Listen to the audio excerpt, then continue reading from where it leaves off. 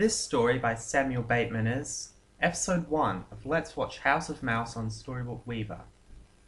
While this does seem like a creative idea, our first problem comes in right on the freaking title page. Where's Rat not a rat when he stars as Mickey Mouse? This advice will go for all the episodes. What does this mean exactly? We'll get to that. It's also a real shame it says all for the episodes, all the episodes when I never even got to those. Ish. But anyway, let's move on. Oh my god! Is that Mickey Mouse? Oh, come on. That doesn't look the least bit like him. I mean, come on. Everyone knows it's like got this circle head and those circle ears and he wears those red shorts. Well, anyway, this is before I started getting pictures off the internet, so the closest thing I get to Mickey Mouse was that giant rat. What a letdown. He looks more like Templeton than he does Mickey Mouse.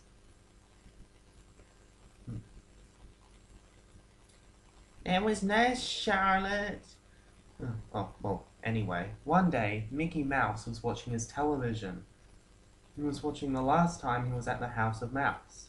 He was watching really crazy cartoons. They could be Minnie on the Road or Mickey to the Rescue. Those are probably not the real cartoons he was watching. Yeah, no kidding. Let's turn the page to see. Ooh, we're in for some... well, whatever. Oh, and another thing. This whole story is basically recycled from How to Use Storybook Weaver, in case you haven't noticed. So yeah, all the backgrounds are the same. What was I thinking? Well, anyway, the first cartoon was called Minnie's Backyard. Okay.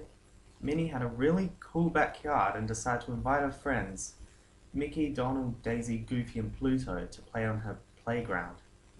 Mickey and Minnie went on the climbing bars. Donald and Daisy went on the swing. Goofy and Pluto went on the seesaw. Yeah, they don't look anything like those characters. And 8 juvenile humans went on the slide. Okay, who are those juvenile humans? One of them looks like Token from South Park. Which is weird, because this is long before I ever got into South Park. Oh, but anyway, I didn't design him. It was the makes the Storybook Weaver that did. But anyway, let's move on. The next cartoon was called The Evil Musketeers. Okay. 4 Musketeers captured Minnie, Daisy, Goofy, and Pluto. Mickey, Donald, Max, and Pluto's girlfriend were combined with replications of the crocodile from Peter Pan so that they could come to the rescue without being captured. Okay, why couldn't they just turn into crocodiles? I don't know. I was really high off my ass when I wrote this story. Well, I wasn't really, but I might as well have. They also swallowed alarm clocks to tell the captive ones that they were coming. There were different colors to tell which was which. Yeah, I really got sucked in by the fact that those musketeers look like Captain Hook. But anyway, let's move on. But then the non-captive ones changed back... Oops. But when the non-captive ones changed back to their normal forms, Mickey and Donald were captured. Oh, God. Minnie and Daisy swallowed alarm clocks and combined themselves with crocodiles, instead of simply just turning into crocodiles. Minnie was pink and Daisy was purple. Yeah, no kidding. That made it easier to tell them apart. Thank you, Captain Obvious. After the combination, Minnie and Daisy went off to rescue their boyfriends. They saved Mickey and Donald, but things just went worse. By worse, you mean crappier, then no kidding. The Musketeers became kidnappers, and they weren't already before because they kidnapped Ariel's fish friends. Okay, did I even see The Little Mermaid? Well, anyway, once again, the friends swallowed alarm clocks and combined themselves with crocodiles. You'd swear I was high when I'm writing this. I don't even have to state the obvious here. This cartoon ended as the fish being unfishnapped. What was I thinking? The next cartoon was called The Emperor's New Pet. You'll never guess what that's referencing. Mickey stayed a crocodile since the end of the evil Musketeers and was ticking over to the true Emperor. Mickey tried to swallow the Emperor's left hand. You know, like bite it off and swallow it. But wait a minute, wasn't it Peter Pan who gave the Captain Hook's hand to the crocodile? But anyway, the Emperor tamed him, so it didn't work. Yeah, tamed a crocodile. Oh, but then it's just Mickey Mouse in crocodile form, so I guess it could work. The next cartoon was called The Land of Sounds. A ghost caught Minnie, and Mickey did the combination once again, except it was combined with Simba from The Lion King. I have to admit, that actually resembles Simba a lot more than the rat resembles Mickey. But anyway, I apologize. We can't hear the sounds, but don't worry. If you ever gone through that thing, how to use Storybook Weaver, you already know what the sounds are. Thank you. Some of the oldest Walt Disney characters. No they're not, they're just generic animals. Walt Disney would be crying if he saw this. Pluto is the armored horse, Mickey is the charioteer. Yeah, well, Pluto's not armored. Oh, and another thing, I just love how the story just constantly states the obvious. It's like it was written by that Owen Wilson character from the Haunting remake. Anyway, let's move on. The next cartoon was called the Ratty Rats. Okay, what does that even mean? Because I couldn't be bothered going into detail, so yeah, let's just move on. The next cartoon was called the Captivity of Activities. What does that even mean? Can you spot the difference between the two CA cars? When Mickey watched his TV, he could easily spot the difference. Here's the answer. The top car has a longer windshield than the bottom car. Ah, crap, I misspelled windshield. The driver's feet are sticking through the bottom of the top car, but they're nice and flat in the bottom car. Whatever! There have been many cartoons called Mickey to the Rescue, and the next cartoon was one of them. Actually, there was only one cartoon called Mickey to the Rescue. It's just that the second time I watched it, it seemed a bit different than I remembered, so naturally I thought it was a different cartoon with the same title. But anyway, 3 bears were holding mice. The first bear was holding Minnie, and the others were holding replications of her. Also, there's replication and combination stuff. Well, anyway, the replications are grinded and chopped into cat food, but Mickey rescued the real Minnie. Good night, everybody! The next cartoon was called Mickey and the Cat. A cat went near Mickey's house and Mickey jumped on the cat. He touched the cat's nose. Despite what you can imagine, the cat started purring. Bit of a weird cat.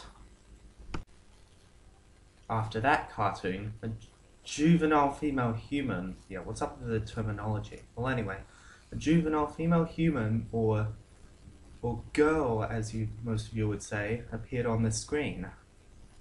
She said, "Hansel and Gretel, we'll be right back on Disney Channel." Yeah, right. Well, anyway, I'd just like to point out one major problem here. At the time when this story was written, nobody ever said, "This show will be right back on the Disney Channel." It was more of a Nickelodeon thing.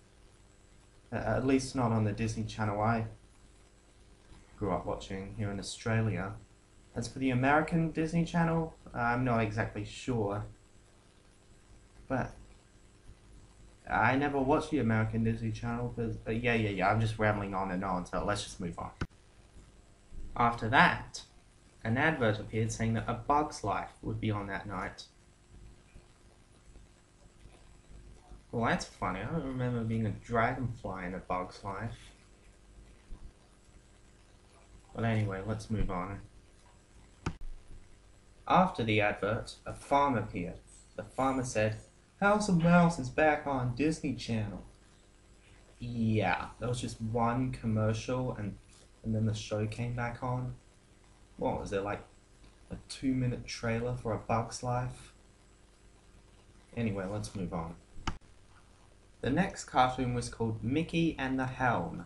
Forgot to capitalize Helm, but oh well. In outer space, aliens are putting in animals from allosaurs to polar bears. Obviously a reference to how the first animal, yeah, whatever. Mickey was put in too. Okay, did I even know what a helm is? Seriously. Now, I was only 9 when I wrote this story, so yeah, it's excusable. Thank God. The next cartoon was called Mickey and the Black Hole. A juvenile male human was in outer space with Mickey. They went really close to a black hole. The human was gone forever, but a bee, a baby dragon, a superhero, and a rooster managed to rescue Mickey. Oh, by the way, I didn't come up with a bit with a bee, dragon, super, and rooster. That was already in there. Remember, this sort of cycled from How to Use Storybook Weaver. But anyway, let's move on. I keep saying that at the end of stuff, don't I? The next cartoon was called Mickey's Orca. Mickey tamed a killer whale. This is before I ever even heard about Free Willy, but anyway, let's move on. And went to an over-reef. Yeah, I know that's not a word, but you should know what it means. They saw a scuba diver. Mickey's Orca thought that it was a penguin. Yeah, because that looks heaps like a penguin. And decided to eat the diver. But did it eat the diver? Who knows? The next cartoon was called Mickey and the Secret Bones. Okay. Mickey saw a sorcerer and 2 baby dragons. Hey, where's the space between sorcerer and? Oh well. But this was naughty. He also found the secret bones and had to go to a nearby dungeon.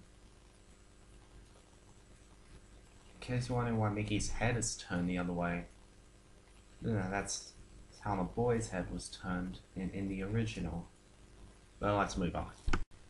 The next cartoon was called The Case of the Missing Mummy. It was Mickey who was the missing mummy. Wait, wouldn't the mummy be dead? Shouldn't it have been Mickey who stole the mummy? Oh well, let's just move on. Next was a silly symphony cartoon called Hansel and Gretel, starring Mickey and Minnie.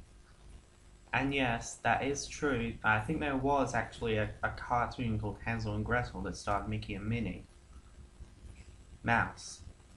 But yeah, I think I misspelled Gretel, but oh well, who cares. Another silly symphony cartoon after that, Mickey's Plane, which of course is not real, and if it is, it was just a coincidence. Then Mickey saw himself say, "See you real soon!" Which of course he would say at the end of every episode of House and Mouse. And what's with him seeing himself say that? Well, remember at the start of the story, he's watching House and Mouse. So now he sees himself saying, "See you real soon." And, well, where is Mickey in that picture anyway? Yeah, I don't see any mouse in red shorts or even that giant rat we've been seeing the whole time. I guess I just forgot to put him in, oh well. Huh.